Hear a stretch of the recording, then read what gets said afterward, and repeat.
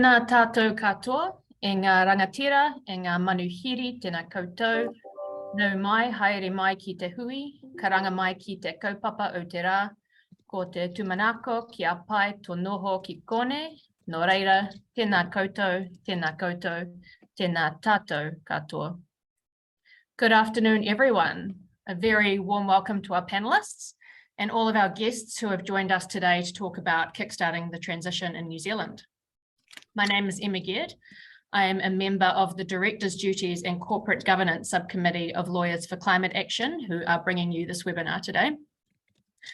I'm very pleased to be hosting this webinar and even more pleased about the level of enthusiasm we have gotten for discussing this topic. I think there are a lot of Kiwis out there who are feeling deeply frustrated about the lack of contribution New Zealand is making in the transition. So if you will allow me a moment to get on my soapbox, I just wanted to note that our policy settings and action on climate change have been deemed highly insufficient by international bodies in terms of incentivizing New Zealand to do its fair share. Our domestic emissions budgets are well in excess of what we should be aiming for to meet our international obligations, and we have no real plan to meet the shortfalls in emissions reductions. And to top it all off, our current settings of our emissions trading scheme are highly unlikely to cap emissions in line with government emissions budgets. So it shouldn't be a surprise to anyone that we are doing considerably worse than comparable jurisdictions in reducing our emissions. So we absolutely need to keep the pressure on government to fix the emissions trading scheme, to set more ambitious targets. But today we are here to talk about the response from industry in New Zealand. So what can industry and individual corporations in New Zealand do to contribute their fair share in the transition? And that's whether or not policies are in place creating the right incentives, but simply because it is the right thing to do. Something we often hear companies talking about is their duty to maximize profits for shareholders. And as a result, there has been much debate in New Zealand and internationally on directors' duties and corporate purpose, and whether we can shift the focus of companies to value creation for a broader range of stakeholders, including the environment. So today we have brought together an interdisciplinary panel of legal, governance, and sustainability experts to talk about the barriers for companies prioritizing their non-shareholder stakeholders, such as climate, and the opportunities and levers for New Zealand companies to get a bit more ambitious about climate action. So on that note, allow me to introduce you to the awesome panelists that we have here today. First of all, we have Simon Jensen. I'm going to give a wave, Simon. Simon is a legal and governance expert, previously General Counsel at Westpac and partner at Buddle Finlay. He is currently a consultant at Buddle Finlay and doing a terrible job of being on the path to retirement. Thank you. Amongst other things, he provides regulatory and governance advice to financial institutions, large and small, various participants in the payment sector, the Crown and foreign governments. Next, we have Jonathan Mason. We wave from Jonathan, thank you. Jonathan's a professional director and a member of Chapter Zero New Zealand Steering Committee. He currently serves as chair of Vector and is on the board of Air New Zealand, Westpac and Zespri. We have Julia Jackson. Wave from Julia, thank you. Julia is head of purpose and sustainability at KiwiBank and has recently played a key role in KiwiBank obtaining B Corp certification. And for those who aren't aware, B Corp status is a framework to support organizations create value for a broader range of stakeholders. We have Te Aroha Grace coming in hot. Just joining us. Can we get away from you, Te Aroha? He's disappeared. I'll continue to introduce him anyway. Te Aroha of Ngāti Whātua Ōrākei is Chief Relationship Officer of Hoato and previously managed the largest team in his tribal office. Te Aroha will give us some insights on the Te Ao Māori perspective. And finally, we've got Laura Hillis joining us from Sydney, Australia, recovering from COVID, where she will, at least for the rest of the week, be Director of Corporate Engagement at investor group on climate change and leads the regional implementation of Climate Action 100+ in Australia and New Zealand. And she's here today to share some insights on international trends and international best practice in this space. We will be taking questions from the audience, so you can submit those using the Q&A function at any time during the webinar, but please note that we will wait till the end of the panel to pose these questions to the panelists. So on that note, let's get into the discussion. And I'd like to start today discussing, I guess, the status quo and what the framework that companies in New Zealand are working in looks like at the moment. So the first question is for you, Simon, and that is that directors are ultimately responsible for corporate decision making, and many believe that directors have a duty to maximize profits. Is that in fact the case, and where has this idea of profit maximization come from? Tēnā koutou katoa, and look, thank you, Emma. Starting with do directors have a profit maximising objective? I think at law, the answer is not necessarily. And obviously that's important to things like a B Corp model. And I think probably just to understand that, I think you go back and say, look, partly to your question, where has this come from? And for my mind, company law, up until about 1980, the model for directors and directors' duties was a stewardship model. So directors were there to grow company assets and hand over companies in a better state they found them. Companies were set up, as much as anything, in fact, initially, more for perpetual succession than they were for limited liability and to make profits as a result of them being limited liability entities. So to my mind, if you go back to, and so then moving on to where did this profit maximisation / shareholder primacy doctrine come from?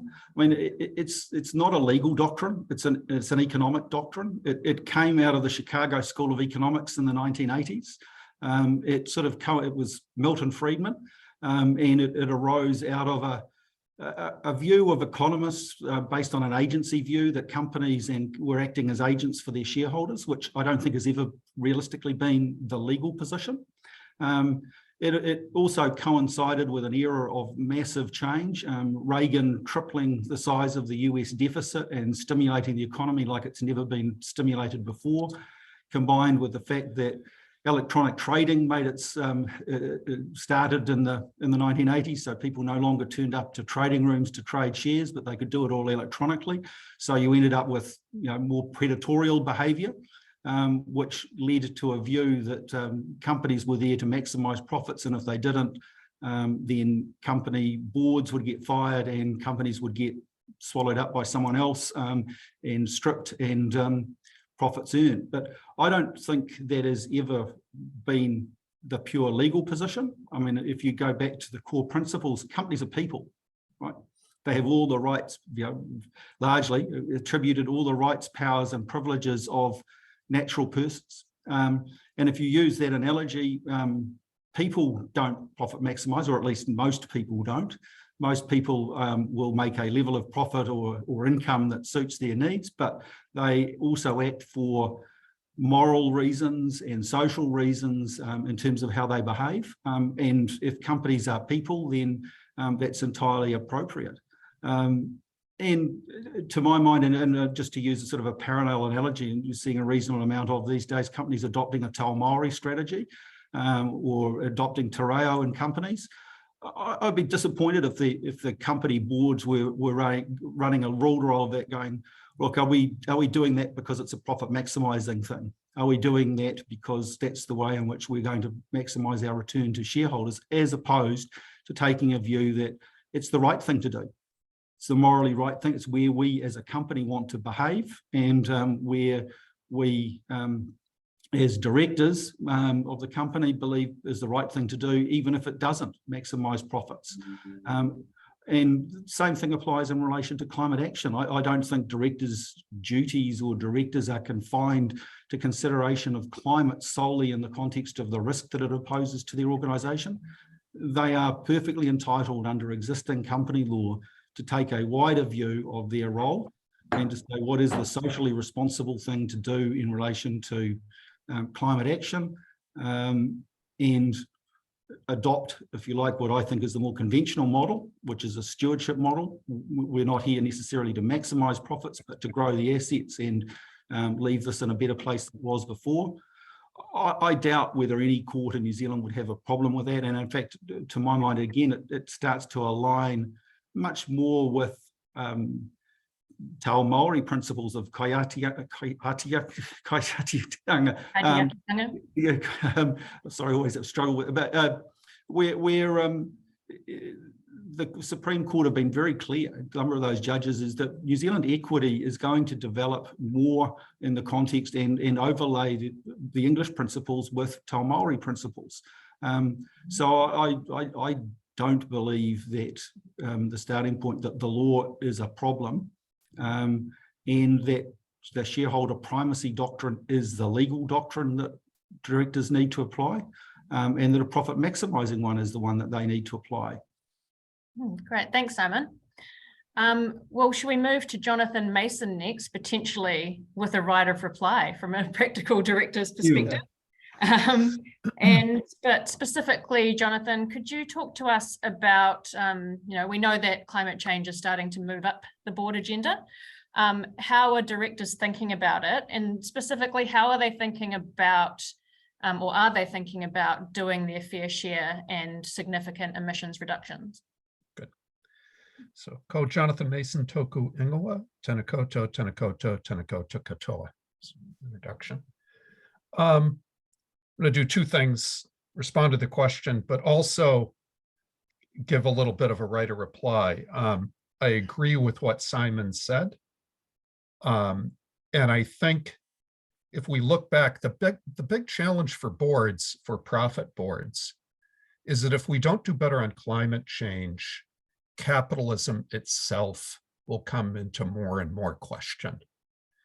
And if we look back and link Simon's comments on profit maximization with our inability to capture the true costs of the fossil fuels that we've emitted. So what economists would object to is they'd say capitalism actually works, but in the case of fossil fuels, the cost of the externalities weren't captured. And to make matters worse, there's been a cross-subsidization between richer countries, which have emitted fossil fuels, and then all countries, and specifically poorer countries, paying the cost of climate change. I mean, we all pay, but specifically poor companies. So with young people today, there are very serious debates of whether capitalism itself is the enemy. So in that sense, what my core observation would be is that both Milton Friedman and the broader company interests that Simon outlined are both right.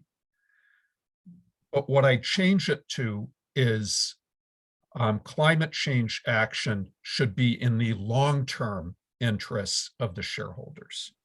And if it isn't, you need to very carefully think about what you're doing. In the case of all my companies, where it's a short-term cost, so if we were purely trying to maximize short-term profit, our climate change action plans, we believe, will increase, not decrease, long-term shareholder value.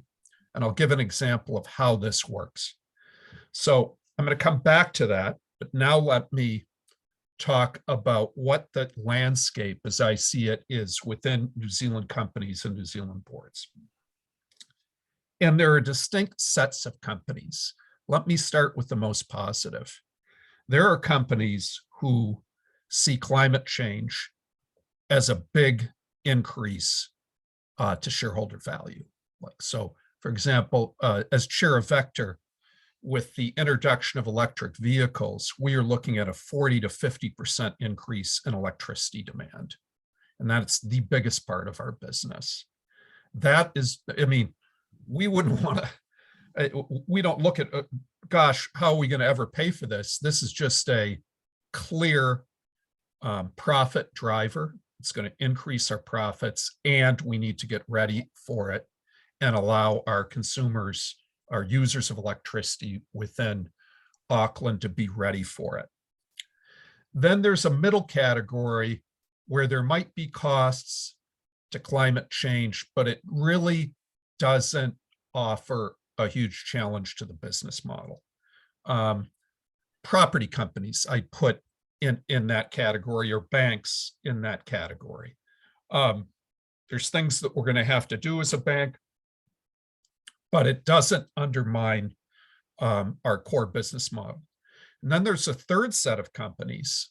And on this, I'd put Fonterra and Air New Zealand as an example, where climate change offers a genuine threat to the business model. And they have to work to try to find solutions. And the technology isn't always available for those solutions. So in the case of Air New Zealand, there is just no solution today that has non-fossil aviation fuel for our short-term and long-term flights. So we're pulling three levers. We're introducing sustainable aviation fuel that reduces our carbon footprint by 80% for every liter of fuel that we use. It is more expensive, but we're gradually introducing it. And then second, we're partnering with startups to do electric airplanes. So we think just like EVs, we can do electric airplanes, but only for short haul. The batteries necessary to do long haul would be too heavy to go from here to LA. So for long haul, we're looking at hydrogen-based aircraft and working with the bigger aircraft manufacturers to introduce those. In the meantime, we are carbon offsetting more and more, but you can't carbon offset your way to a sustainable climate change solution. So we do view that as a stopgap measure. In the case of Fonterra, the primary sector is 48% of our carbon footprint through methane. But there, just like I described in aviation fuel, there are no technology magic bullets that are feasible today to decrease that methane footprint. So yeah, I mean, we see this as an opportunity, and all my board's working very hard on it. And it's not, we want a better world, but we're also pursuing all these actions to protect and enhance long-term shareholder value. Thanks, Jonathan. So let's move on now to some of the panelists who have experience with organizations that do take a more stakeholder approach. So let's go first to Te Aroha. How are you, Te Aroha? Tēnā koe, kia ora tātou. So there's increasing recognition that Te Ao Māori is a useful framework for sustainable business. Could you give us a little bit of some thoughts on how Māori organizations are looking at climate change and how that might impact the principles of Te Ao Māori might impact the strategy and operations of Māori organizations? Yeah, I think the question is really a question around emotional, because the difference between any culture is intellectual and emotional. And so, you know, Te Ao Māori is about how do you be emotionally strong? And the world has recognized that Māori emotional strength has value. Which kind of, if we look back on the last 180 years, New Zealand hasn't been kind to Māori.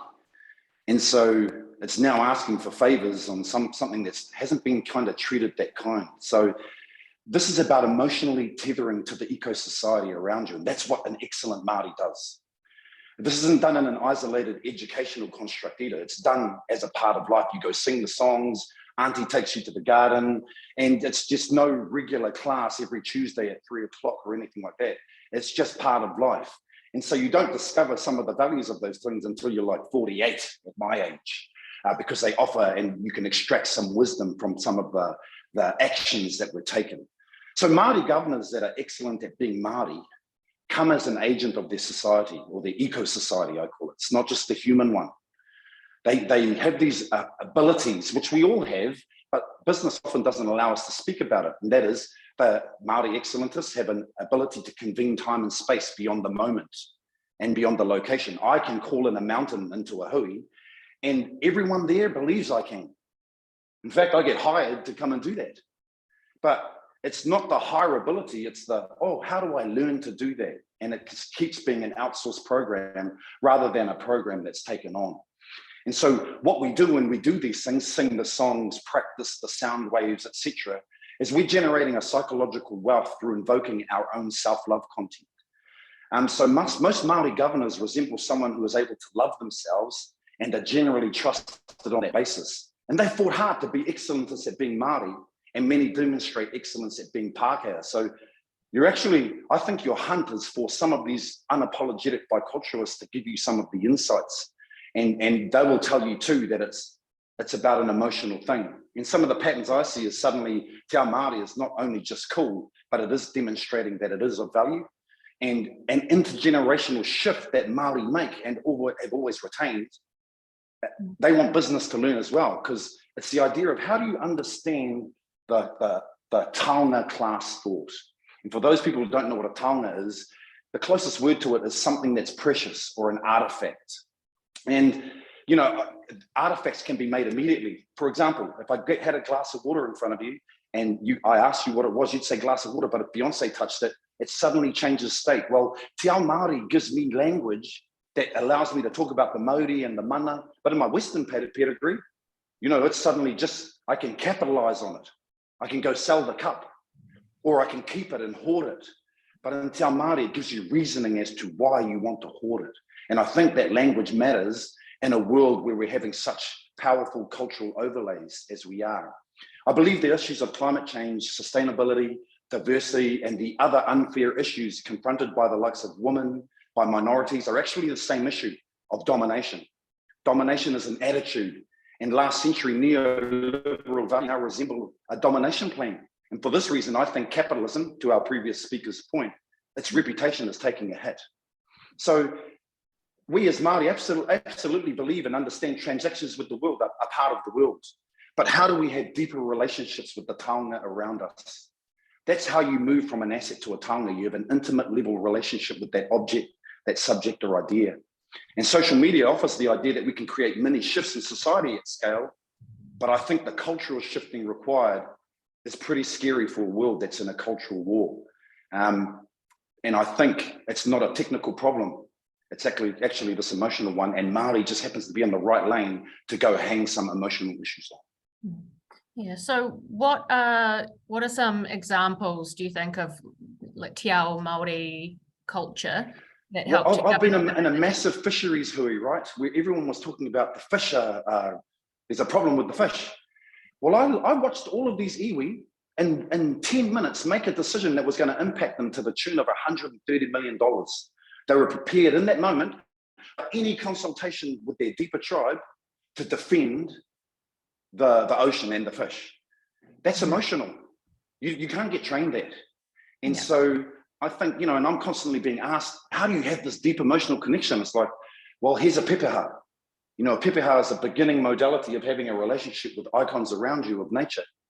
And that used to sound spooky, but I think it's very relevant now. Okay, so yeah, it's a cultural shift. Well, the biggest decisions are cultural ones, and I believe the domination plan is continuing because the cultural shift to move that, it needs a lot more emotional power. And I think if we keep looking at capitalism as this asset class, well, how do we make money a taonga class aspect of the human conscience? I think that's important. Great, thanks, Te Aroha. We'll come back later on to how we might implement some more of that in, I guess, general society. But let's talk to Julia for a moment. Julia, can you tell us a little bit about B Corp status and how that implements a focus on a broader group of stakeholders than shareholders for a company? Yeah, definitely. Look, I mean, I probably want to start out by saying I don't think in any of these sort of conversations and discussions around what the solution might be, there is any silver bullet. So I think, you know, B Corp is a framework that can help, and I think there's a lot of positives about it, but I don't think it is necessarily a silver bullet that's going to solve all of our problems. There's still a lot of hard work that has to go on in getting into the nitty-gritty and the details within an organisation around how do you really authentically, you know, actually sort of lean into a lot of the impacts that you are having as an organisation. But B Corp is a really useful, I found it a really useful framework that does help have that conversation. So for those of you who aren't aware of what B Corp is, it's been around for sort of maybe about 20 years. Started out of the States by the likes of Patagonia, Ben & Jerry's, and a whole bunch of companies who were listed and looking for, and really felt this conflict between maximizing short-term profits and being able to deliver on some of the long-term positive impact that they wanted to have. So their theory of change really is around ensuring that by companies having increased transparency around how they're performing, so you know, accountability for what they're doing, which is the legal framework, which I'll get into, and clear performance measurement and sort of standards, we will create more robust, resilient organisations that do actually incorporate all of those externalities that we've already thought about. So the big two parts of it really for a business, sort of when they go through what they grapple with, is that sort of performance standard stuff, which is what gets talked about a lot with B Corp. So you have to go through what they call a B impact assessment, which looks at how you are sort of performing across governance, so how you govern your organisation with ethics, integrity, and how you're training people around what that means in your organisation as well. So generally, another thing with all of the performance stuff is that it's very much about how you're bringing this to life in your organisation. So yes, you can have a piece of paper which is a policy over here, but actually if no one in your organisation knows the policy, then really you haven't probably changed too much. So it's about having the policy and then also being able to demonstrate that you live and breathe that policy as well. So that's true in the governance space. It also looks at how you treat your people, your customers, your community, and the environment. So across all of those spaces, they've got minimum performance standards, basically, that they require companies to meet. But also there's no sort of, you know, there's also a lot of breadth and depth to that. So yes, you have to meet some minimum performance requirements, but there's a whole lot of complexity around how you can demonstrate how you're going above and beyond with that as well. So how we use that that performance sort of assessment was really for us as a baseline of where we were at. And for us, it was really useful to have that external view around, again, across all of these dimensions of sort of good corporate governance, what good and great looks like. The second piece, which maybe this group is sort of more interested in, is the legal framework around B Corp. In New Zealand, that differs between jurisdictions. So B Corp sort of look at the specific sort of legislative framework in each country that they operate in, and then come out and say, what is the legal requirement within your jurisdiction?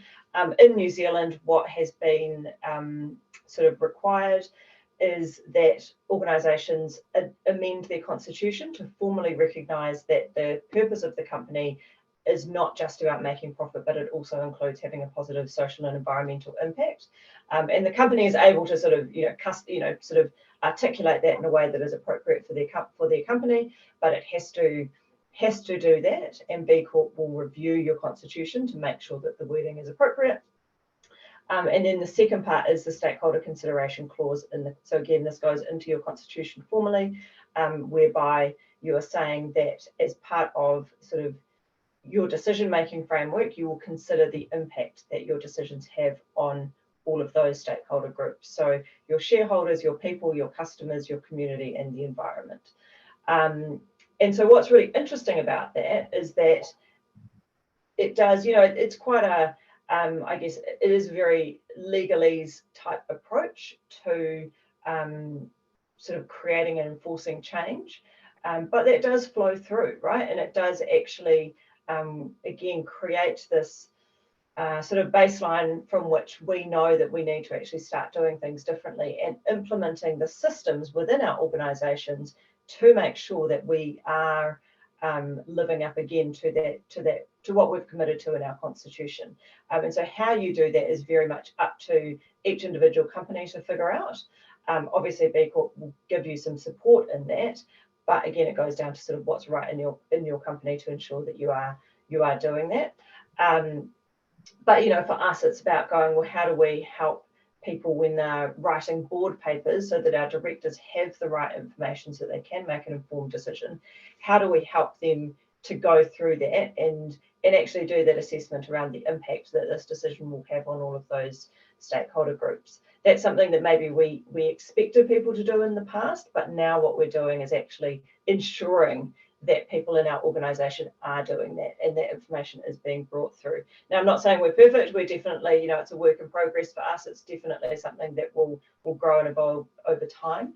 But I think since we've had that in place, or at least the commitment to do that as part of being a certified B Corp, I have definitely noticed the conversations across the business are different. People come up to me going, hey, I'm thinking about doing this. What is that going to do for our B Corp certification? What do I need to consider? So it's given us that sort of external and I guess irrefutable basis for which to ensure that we are actually considering these things.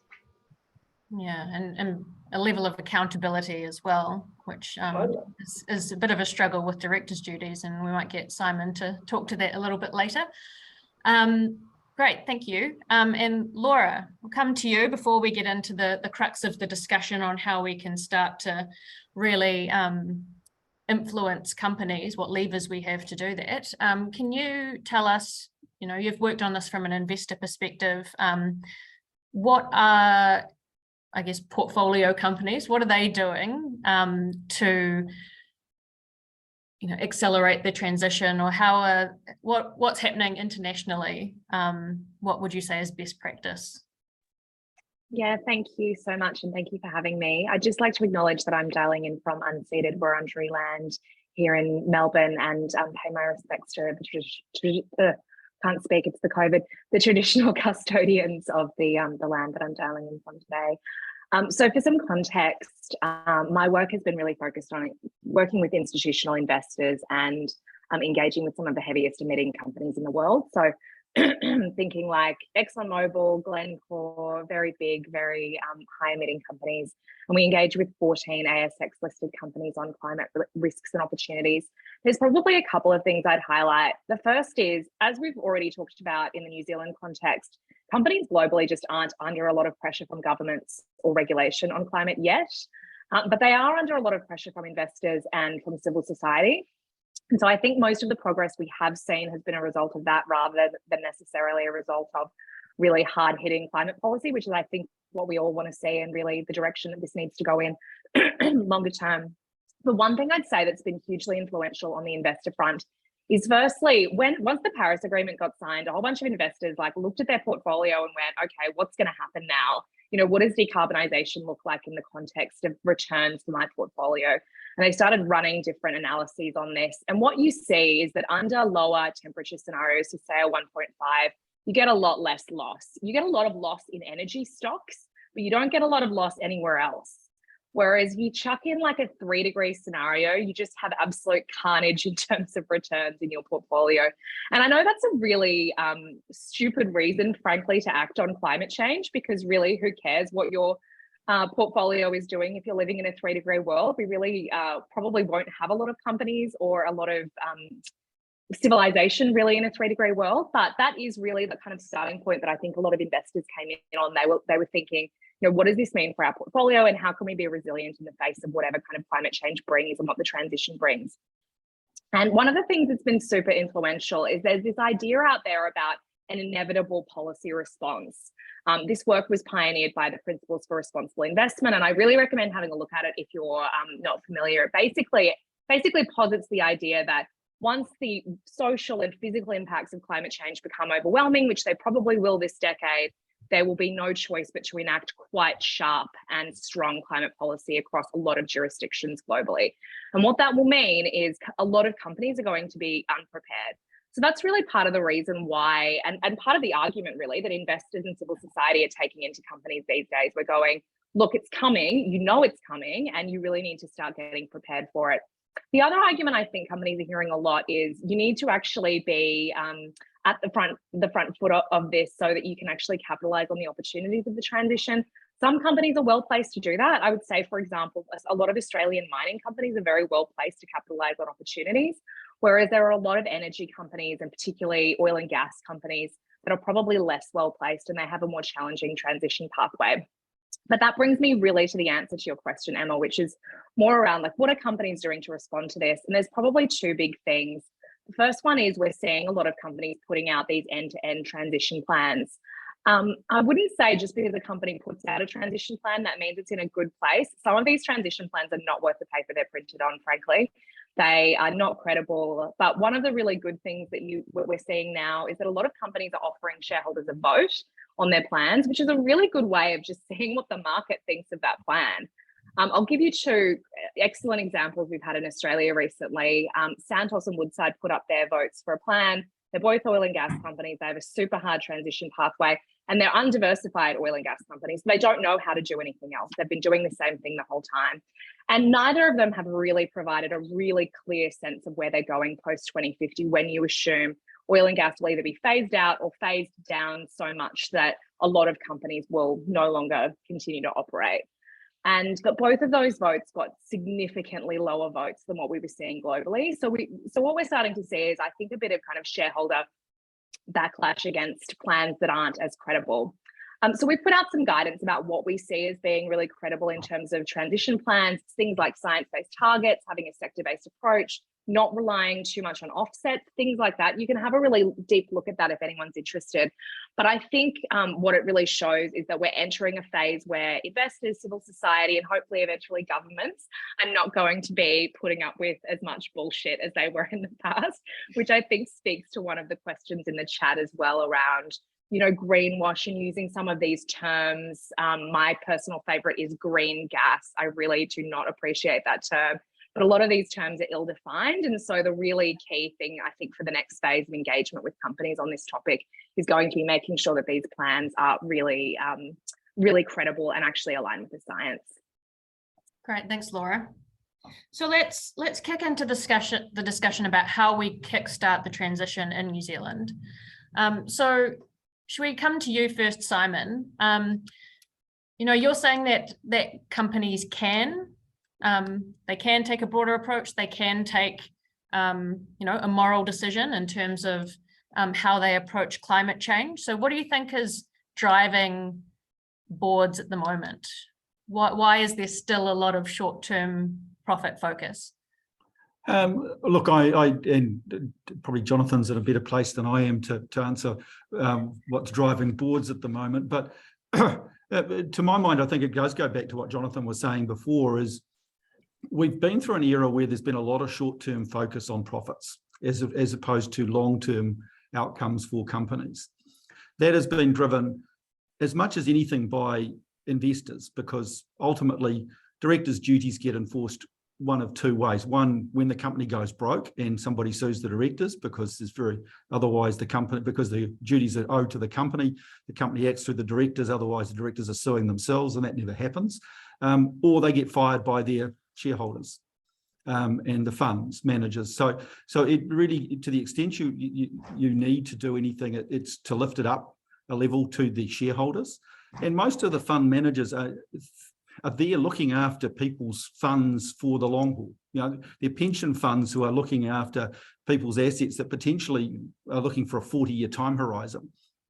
They have historically been looking often on and providing incentives to management that are often driven around quite short-term, you know, initially 1, but 3, 5-year goals. And it really, a lot of the change, to the extent there is, and it does sound like a lot of it is happening, and certainly my understanding of some of the big global investors, they are very focused on ESG objectives. Some of that will be to avoid the Kodak moments, the cigarette companies that knew regulation was coming, but they milked it for as long as they can. And so there'll be companies that potentially do that. But ultimately, if there is a change, the way in which you want to change company behaviours has to happen realistically at the shareholder level. And because ultimately those are the people who appoint the directors. And if there is any other way of dealing with it, again, to my mind, it's not, for example, through company law or governance obligations. It's through separate legislation. And I reflect back on something like the Resource Management Act that suddenly introduced polluter pays principles. So all of a sudden, companies that were able to get away with polluting and not having to remediate had to remediate. And so that is to my mind, that if there is a legal response to it, the better legal response. Thanks, Simon. Well, should we stick on this idea of the, the investors coming in and influencing company behavior? And maybe we come back to you again, Laura. So you've given us some examples of what companies are doing, but how are investors influencing this? Yeah, it's a great question. So there's a few different ways. To be honest, engaging with portfolio companies has been a feature of investor equity relationships for a really, really long time. This is sort of pre-climate change being a consideration. It's always been something that investors have been concerned about, because you really want to know that the people running the company that you own and are expecting a financial performance from are doing a decent job. So that is really the kind of the really starting place for investors engaging with portfolio companies. But over the last probably 5 to 10 years, climate change has become a really key thematic. And part of the reason for that is, if you look at any of the energy models that look at how the world needs to transition to net zero, what you see is that lots of companies have to go through really significant transformations. And if you look at what that means for finance, about 60% of what finance kind of needs to facilitate is actually not investing in new, green, shiny, lovely stuff. That's about 30 or so percent. But about 50, 60% of it is actually helping shepherd the transition from essentially brown, like high emitting companies, to greener companies. And that's going to be a really key part. So if you're an investor that has a pretty standard portfolio, you're invested across the economy, you're going to have a heap of companies that you're going to need to be talking to about how they're responding to climate related risks and opportunities. And so what we've seen is lots of investors going out and having really significant dedicated conversations with companies, often selecting specific sectors or specific companies based on the materiality of those companies in their portfolio. And then the other thing is there's an initiative that I work on, which is called Climate Action 100+, which is a global initiative. We've selected 167 of the heaviest emitting companies in the world, sort of think Saudi Aramco, ExxonMobil, Glencore, those sorts of companies. And investors, we have about 700 signatory investors now who join collaborative engagement groups and go out and have collaborative engagements with companies, which makes it quite efficient. So it's quite a handy way of doing things, just in terms of kind of having those conversations. But it also really brings a lot of influence into those meetings. When you're sitting there and you're an oil and gas company, or you're a mining company or a utility, and you have a very large group of your investors sitting there saying, hey, we want you to set a science-based target. We want you to phase out your coal-fired power stations by a particular date. That does really provide a lot of weight. And as Simon mentioned earlier, one of the levers, I guess, investors have is that kind of AGM lever. You can vote for shareholder resolutions at an AGM. You can vote against remuneration of directors. You can vote against the re-election of directors. So companies are very sensitive to what their shareholders think, because there are consequences if they fail to meet their shareholders' expectations. So that's sort of a bit of a dynamic about what's happening. And I'd say just the other thing that this is being driven by is, well, we're seeing a real proliferation of industrial companies, so big corporates setting net zero targets. Investors are setting them too. And we're not talking about like the electricity they use in their buildings. We're talking about portfolio net zero, which means that if you own a bridge, a tunnel, an airport, a big company, you need to make sure that all of those assets are being stewarded down to net zero by 2050, which is a mammoth task. No one's figured out how it's going to work yet. But what it really requires is a lot of engagement. And unfortunately, you can't divest your way out of this, basically. The easiest way to do it would be just to drop companies that didn't fit into that net zero future. But it's really not possible to do that if you have a large diversified portfolio. You really have to be committed to the long haul of engaging with the companies. Thanks, Laura. Jonathan, I see you, vibing with some of this discussion, and I'm interested, from a New Zealand perspective, from the perspective of someone on the board, on boards, what do you think is the role that investors are playing at the moment in New Zealand in the transition, and has that affected you at all as a board member? Look, it has. We're getting, per the previous conversations, we're getting more and more questions on the board on what our ESG position is, and with tangible actions being asked for. What I would say is that investor pressure can be overstated, and that investors are still primarily stewarded on absolute and relative returns.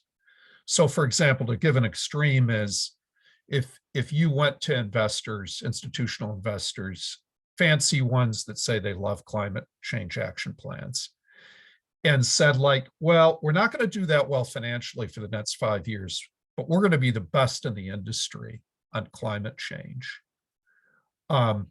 they'd be looking for new management. They want you to do both. They want you to compete effectively and successfully with well thought through commercial strategies that can be executed, and they want to see a climate action plan. But there's another thing that there's another current that I see getting increasing traction on a board, and it comes through risk management. And what the argument is that climate change doesn't have a linear, it doesn't behave linearly. Things can get much more rapidly worse than we think. And in scenarios where things get much more rapidly worse and the damages become much more visible, litigation will look for deep pockets. And if, let's go to the worst profile that Laura outlined. You're a fossil fuel company. You knew about your footprint. You did nothing to diversify. In fact, you actively lobbied government to defeat climate change legislation. And you have a whole bunch of money 20 years from now. One should not be surprised to become what the cigarette companies have already had in terms of liability. And we don't have to speculate on, could this happen to companies? I mean, Exxon is in the sights of multiple jurisdictions because they knew about the climate change risk in the late 70s, sought to actually delay any action for about 15 years before they conceded the science in the early 90s. And so they are viewed by litigators the way cigarette companies were viewed in the 80s and 90s. The cigarette companies tried to push down and try to debate and deny the public health risks of cigarettes in the late 50s and 60s. And they've paid multiple billions of dollars since then for those actions.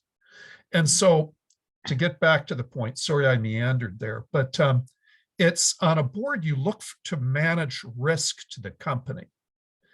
And if you're don't have some active action, actions on climate change, or if you're the least progressive company within a climate change emitting industry, there is risk that you're accumulating to your long-term shareholder value. Thanks, Jonathan. And so we'll move on to the questions from the audience soon, but I just wanted to pose a quick question to Te Aroha and to Julia. I'll start with you, Te Aroha. So a lot of this does seem very much in that kind of capitalist framework. And Jonathan's talking about risks to the business, and we understand that they are important. But from your perspective, you know, the perspective of prioritizing, what did you call it? Your eco Eco-society around you. yes. And you know, money is just, capitalism is just part of that eco-society, but it just gets all the privilege and all the attention. Yeah. And so, you know, I would say, how do capitalists just be more Māori? Because in my world, Māori is an attitude, it's not an ethnicity. And it's an attitude of intergenerational plans. So how do you do that? Well, you know, schools are already driving an empathy program called history lessons, right? That's to recover from an empathy problem that we've had towards Māori. And so why don't businesses do that? They create a budget line, because essentially when they need to get to this emotional level of wanting to defend the mountain, currently it doesn't look like it's at that emotional level. So you either recruit it or try to be it. How do you emulate this intergenerational desire to want to hang, you know, your friendship on a mountain and a water body? Again, business considered this used to be spooky, but it's actually necessary now. Now, the way that we do it, ngā whātua, right, in a comeback, in our slow up mode again, what did we do? Well, we prioritize land. When we got the land, what did we do? We said, okay, we've got to care for the land. No way did we care about making the $2 billion that we have now. So in 2012, we decided, let's spend our 170 million on trying to become a massive landholder again. And we went from being at the end to now third in Auckland. Now, we didn't choose the billionaire plan. The first plan was to grow the forest of 1 million plants on our hillside out in Orake. Which business goes and plants a forest before it goes and does it? Do you know what I mean? It takes an attitude to prioritize these things before you make economic choices which come above your eco-society. Because if I look at the kumara, that's money. That's something that's going to feed me and my family. But if I actually look at money in coins, I can't eat a coin and it doesn't keep me warm. So that's an intergenerational thinking construct of, if money goes, how do I still maintain psychological power? Because I've seen people who lose their money, they lose a number and it suddenly makes them depressed and they go and commit suicide on just a number that turns up on a screen. That's some psychological wealth there. How do you oppose that psychological capitalistic wealth model? You create another one. And I think some of us, you know, in Te Ao Māori, we say things like, oh, that thing's not going to change, it's just going to die. And that is an intergenerational reality. That's a tricky one. And how about you, Julia? So we've talked a little bit about, I guess, strategies and that kind of high level, how is the company going to approach this? But I guess the way you're looking at it is execution. So, you know, how do you make sure it's really embedded into the organization? So I guess the question is either how do we do that, or what have you found to be effective when implementing the B Corp framework? Yeah, I mean, I think maybe a slightly different thread I wanted to pick up from Te Aroha. I'm maybe not going to answer your question directly right now. But I think one of the biggest things that the business community needs to get comfortable with is being braver with things, because at the moment there's so much around sort of working in sustainability in a business. I'm constantly having to have conversations with my colleagues around how do we change, how do we think about things differently. That requires me to be brave, but it also requires them to be brave and recognize sometimes that we don't have all the answers. Sometimes I don't have all the answers, and that can be challenging for me because I'm supposed to be sort of an expert in this space, right? So being able to actually go out there and go, well, we don't necessarily know everything, but to Te Aroha's point, in some ways, what is our future? What are we trying to create? What is the purpose of this business? Sort of to tie it loosely back now to your question, if we are, clear about what our purpose is as a business, I think it can help provide us with that bravery that we need to have some of these proper conversations. Because otherwise, it is very easy to get stuck back into that. Oh, well, it is quite hard, and it is going to be a little bit, it is going to be quite, it could be quite costly in the short term. And so maybe we'll just do a few little incremental changes. But actually being able to have that sort of view around what it is that we stand for, why are we here as a company, and do we actually want to be here in 20 years' time, that changes the nature of the conversation. I think that is where we can actually start to have better conversations and then be open to going, well, actually, where is it that we need help? and how do we work with others to get that help and to work collectively on this. Another thing we haven't talked about today is sort of the climate related disclosures, and I know that sort of, you know, will be an interesting one to see sort of how that lands and does that drive any change. But I think again in some of those conversations it's, well, how do we make sure that the climate related disclosures, any legislation that we put in that is trying to help us solve some of these issues, is done with authenticity, that there's credibility behind it and that there's comparability, because otherwise again we might get into a space where you know, we're putting disclosures out to meet the requirements and to sort of retain our current sort of, you know, reputation, our current market capitalization, whatever it is, rather than really leading into some of those big conversations. Thank you. So we'll move, unless anyone wants to add anything, any panelists have anything to add? Okay, we'll move to some of the questions from the audience. So the first one is corporate emissions reductions activities are currently voluntary, and consequently we see common use of terms such as carbon zero, net zero, carbon neutral, climate positive, with no regulation to standardize the use. This is permitting a wide range of adoption of greenwash. For example, Christchurch Airport promoting its achievement of being climate positive. Does the panel see a need for regulating these terms to ensure they align with our national and international targets? Sorry. Yeah, I mean, just quickly, I'd say that FMA have sort of signalled quite strongly that they are looking into this. So I think it's likely that it will come, particularly with things like sort of sustainability bonds and that sort of stuff. There is a lot of variation, and we've seen a lot of that regulation sort of standardization coming overseas. It's already in place. Awesome. I'm happy to add to that as well. The short answer is yes, definitely yes.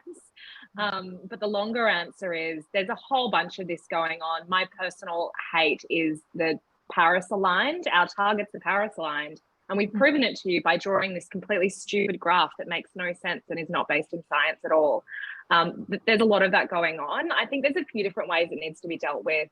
A really important part of it is the Science-Based Targets Initiative, but there are problems with that initiative, partly because there just aren't methodologies for all of the sectors, but there does need to be a credible framework that's applied. I would start there if you're looking at either trying to find a framework or trying to evaluate a company's plan against a framework.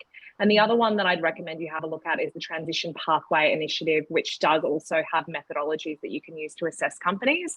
And they assess a much bigger universe of companies as well than a lot of comparable initiatives. And they're planning to scale up to 10,000 companies, which will include New Zealand companies. Thank you. Could I add in just a little thing on that? Is regulation is a positive. It puts companies on an even playing field, and so they can accelerate their improvements. Within the absence of regulation, companies will move at different speeds, and the more progressive companies could be punished because consumers ultimately, they care about climate, but they don't want to pay often too much more for it, if that makes sense. Then another observation, though, is that in these pathways, we really haven't talked about affordability yet. And I think what industry and the government really has to focus on also is how to have a transition plan that's also affordable for consumers. You know, it's not just the environmental, there's also the economic and social aspect.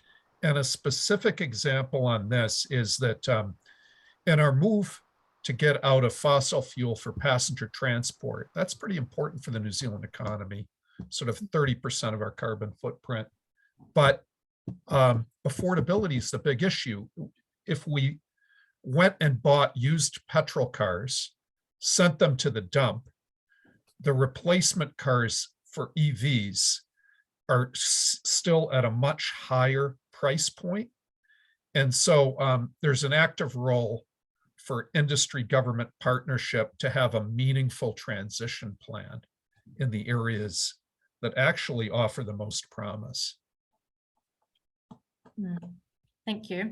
Now we've got about 1 minute to go, and there's a few more questions. Do the panelists, are you all right to hang around for another 5 minutes? Yeah. All right. So here's a question which I guess incorporates some of the perspectives from various panelists, but I guess I'll pose it to you first, Jonathan. Why at the board table are people not emotionally invested in dealing with climate change? I'd say directors are just like the population. I mean, if we think of our friends out there, I have friends who talk about how troubling climate change is, and then I see their next car purchase is a gas guzzling, big high engine petrol car. And I think to myself, like, gosh, if you think about climate change that way, why wouldn't your actions speak more? And so some directors, but it's probably it's in our population as well. Technology will solve this. We don't really have to work on it as a company this year or next year.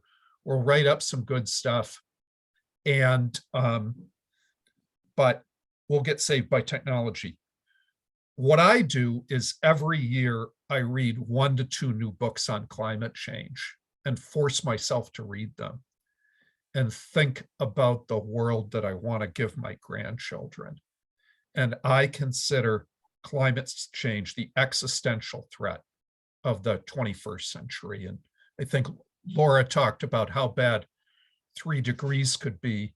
And look, we are tracking toward 3 degrees. The folks who say we're tracking toward 1.5, it requires cliff-like drops in emissions that will not be easy to affect.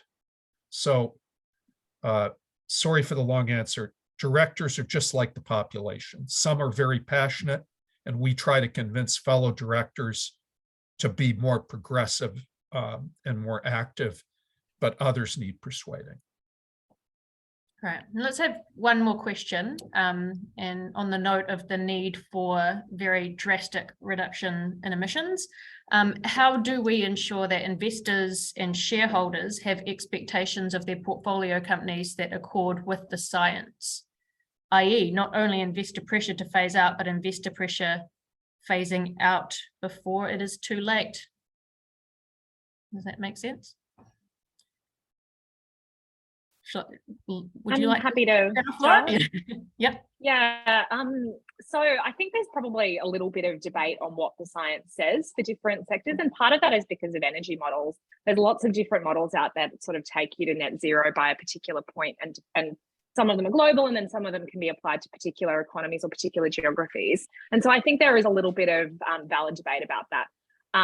What the problem is, though, some companies will try and obscure that debate by saying, well, actually, there is demand for my product, and I will be the only company producing that because we're fabulous and we're the only ones who will be remaining in 2050, which is absolute garbage, and none of them provide any evidence for that, but they're just kind of trying to keep things going. So each country, in an ideal world, what we would have is each country would have really clear benchmarks that would be set by some credible authority in your country that would then say, this is the specific trajectory for that sector, and this is the benchmarks we need to hit in terms of emissions reductions, which would align to a ideally 1.5 outcome.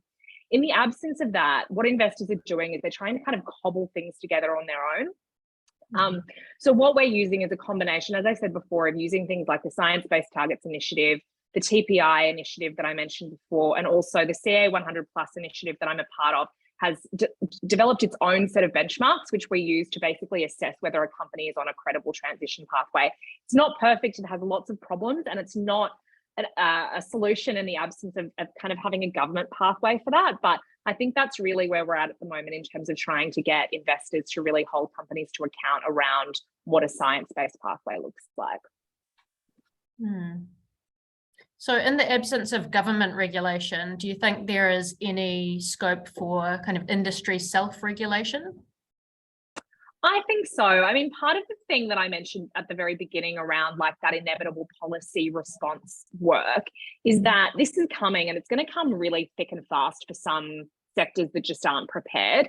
So there is a really, it would be quite smart to get on the front foot of some of these things.